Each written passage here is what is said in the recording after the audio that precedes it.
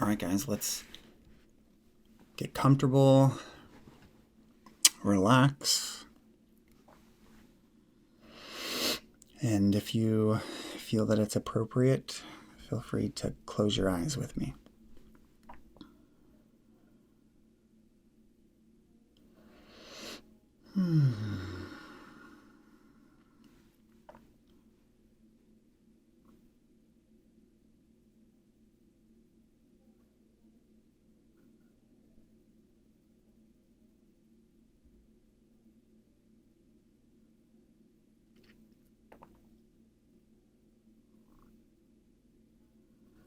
The very first thing that's usually helpful to do anytime we would like to become more centered if our eyes were open, or meditate if our eyes are closed, is to simply notice what's already there, what's already happening. And when we say notice,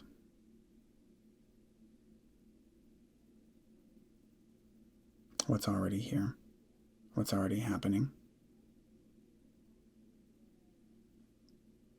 it doesn't mean a conceptual knowing or understanding of what's already here, of what's already happening. And yet, there will be concepts about what's already here, what's already happening.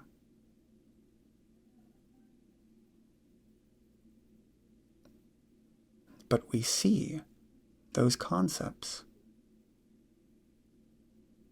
as an object.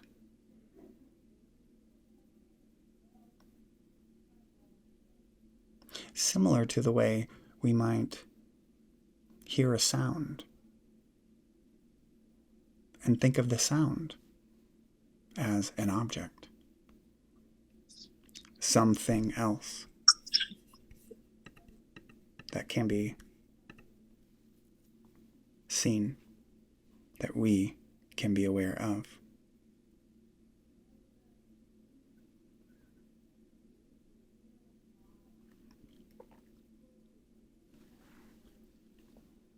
So to shift from the conscious or subconscious perspective to a superconscious perspective would be to, momentarily at least, refrain from investing in the thought descriptions about what's already here, what's already happening, and instead shift to the direct knowing of the what we could call objects that are already here, already happening. So again, to shift from a conscious or subconscious perspective, which is based on the understandings that thought delivers to us, which are rooted in time and space, and as such, progression, change, cause and effect, rather than being interested in anything that has to do with those divisions of mind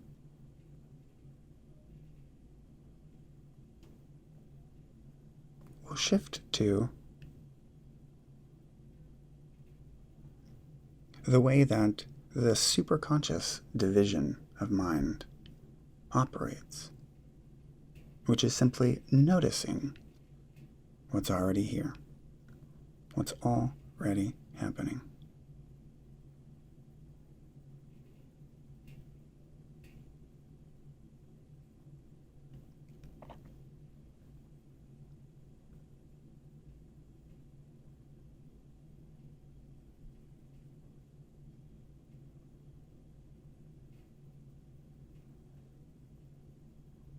If there's something that's been bothering us throughout our days this week, realize the mechanism in which those thought stories are being delivered to us by. And the mechanism is thought.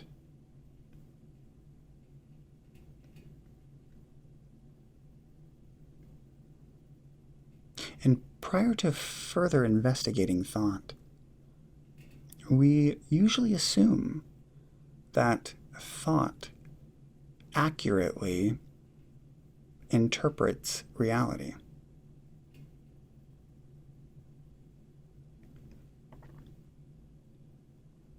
But if we look more closely at the vehicle of thought in which all of these challenges of our lives is delivered to us by,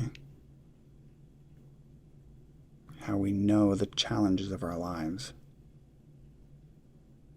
what's happening outside of us that's unfair, unjust, and not right. If we really look at this, the foundation of thinking, we might see it operates on two primary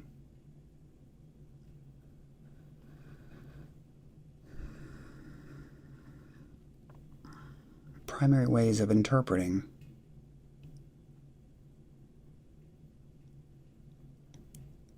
Time, which we could call time and space, or distance might be more appropriately labeled.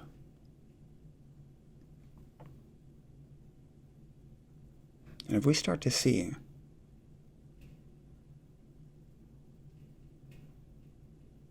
the way in which time and distance don't exist outside of thinking, outside of the experience of a thought itself, then we'll start to see the way in which thought is limited in knowing anything about the world, limited to the very framework that thought is.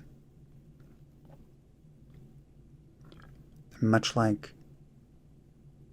trying to know the true nature of white snow by looking through orange-tinted glasses.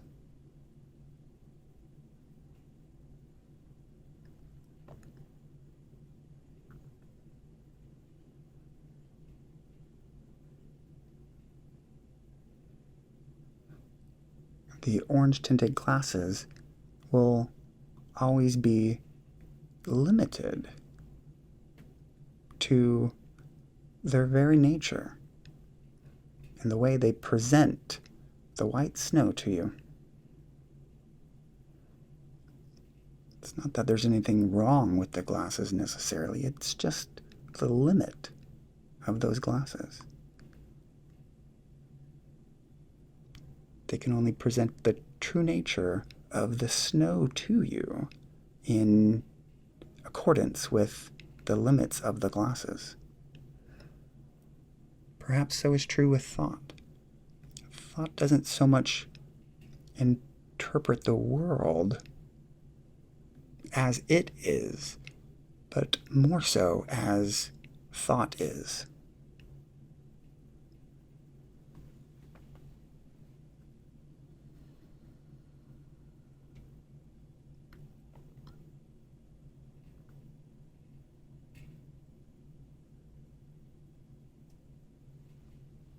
So when we see this, we might start to scratch our head a little bit more and question a little bit more these descriptions about what bothers us throughout our week.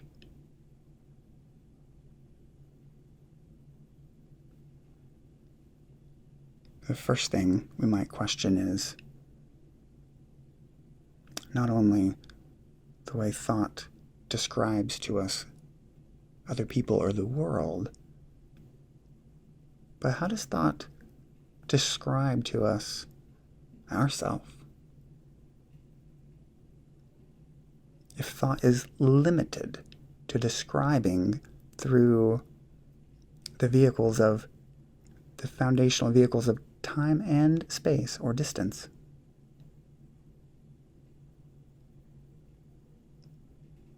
how then would it present to us the idea of who we are? Of course, it would present to us an idea of being very limited, very separate, existing at a distance from other things, separate from other things and people.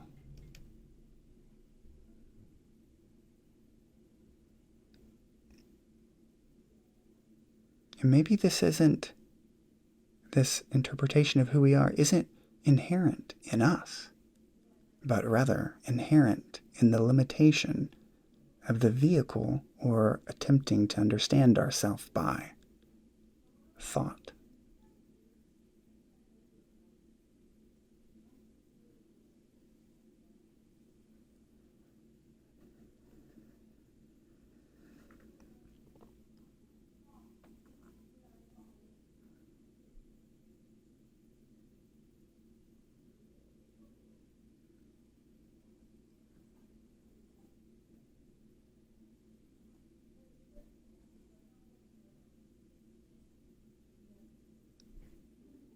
Who are you?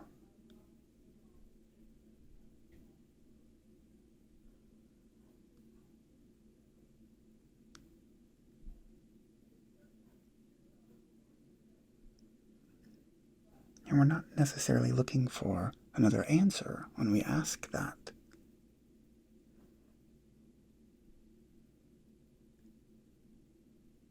But who are you?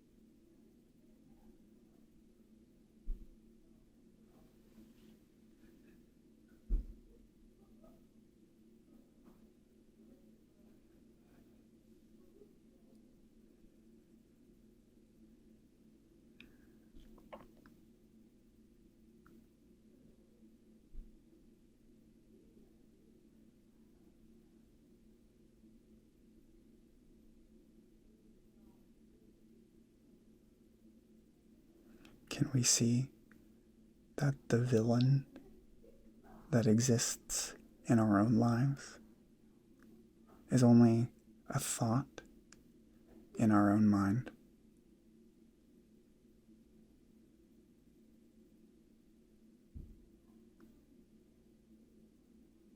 How clear can we become on the idea that everything we don't like about the world, someone else, a particular topic or situation, only exists in our life as an idea in our own mind?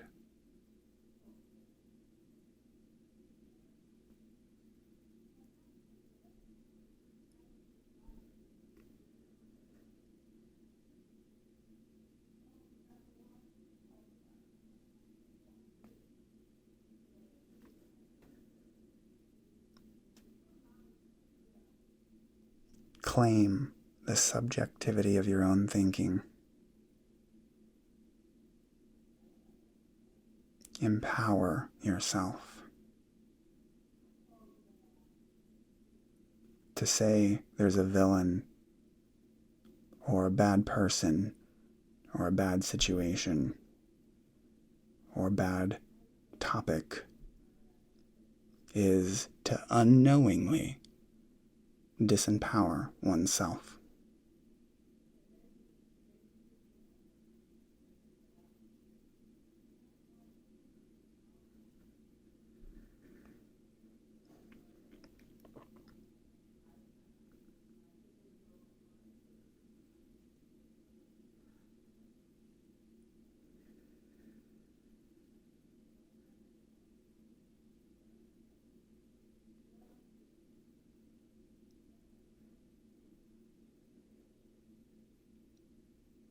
No one has any control over our own minds. The way we experience the world is entirely our own thinking.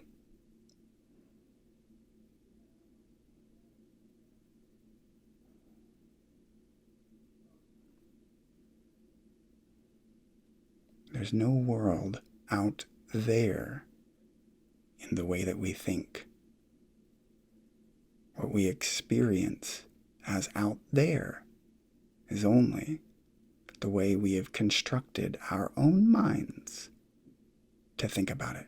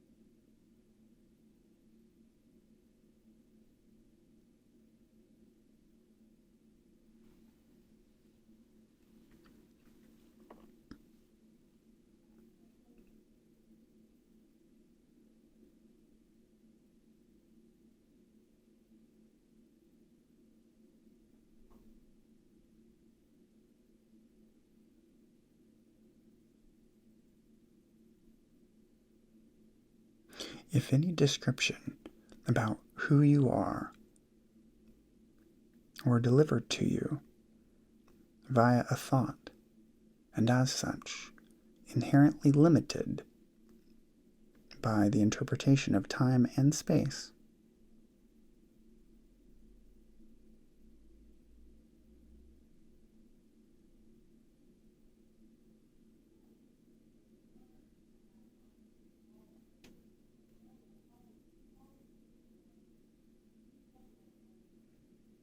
who are you then?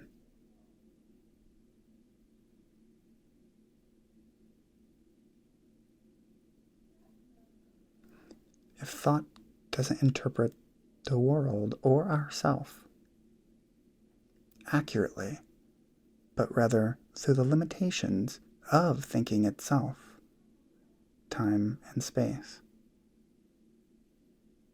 then it makes us wonder, what is what we call the world out there? And what is what we call ourself in here?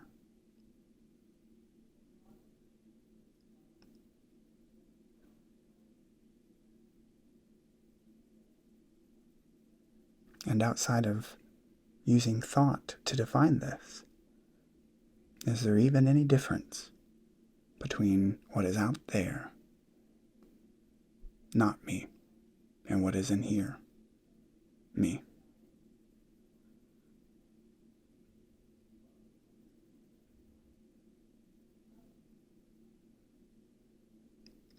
Without referring to the limitations of thought to know ourselves,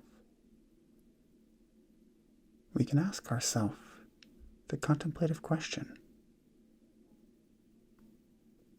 who am I then?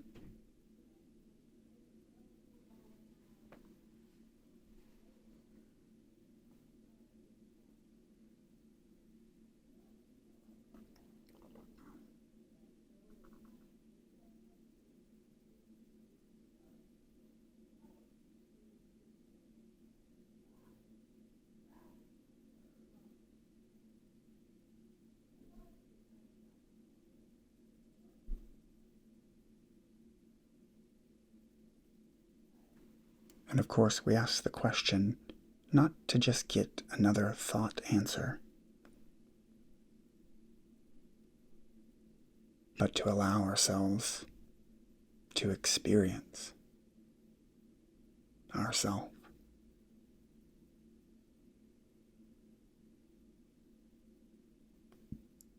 Allow ourselves to go there, to the experience of ourself.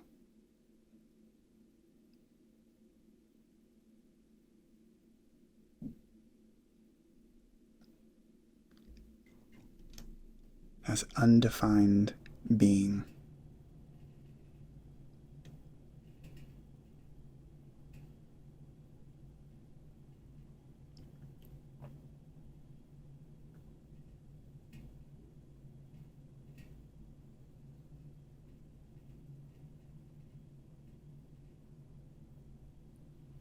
As eternity.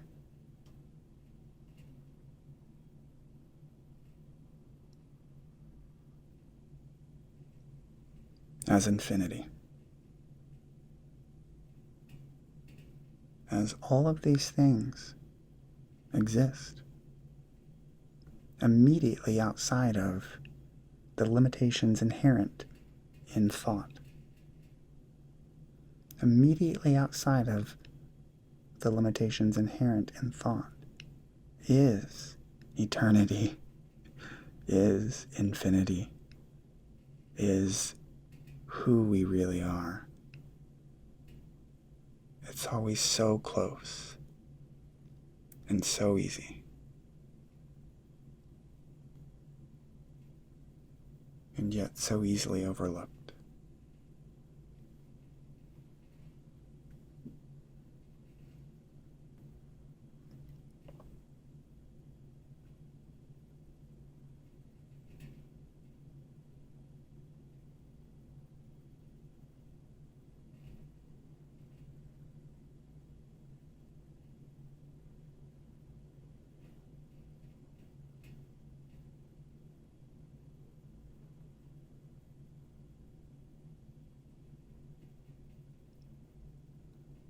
And go ahead and take a moment to ask yourself,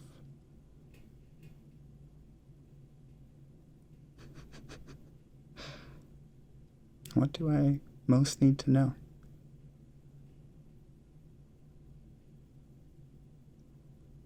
And maybe your mind will deliver that answer to you conceptually, and very much so, that would be the way you would need it if it did. Or maybe there's some other type of knowing and you'll know what it means. So go ahead and take a moment to ask yourself, what do I most need to know?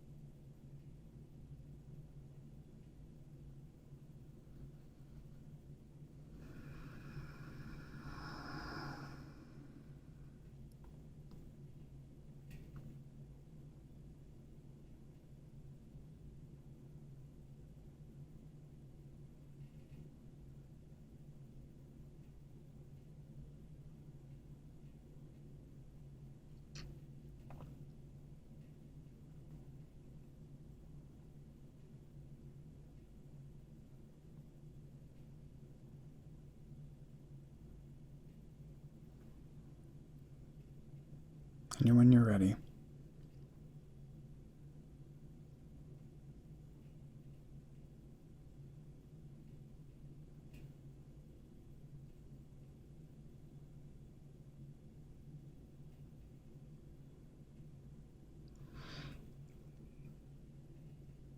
take whatever it is with you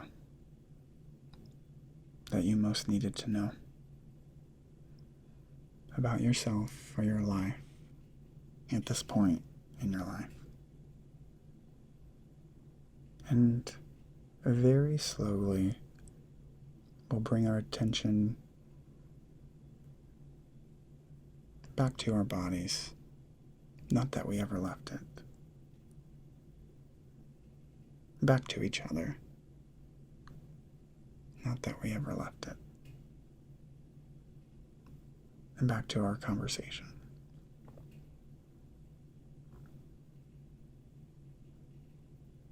And when you're ready, and only when you're ready, at that point, feel free to take in a deep breath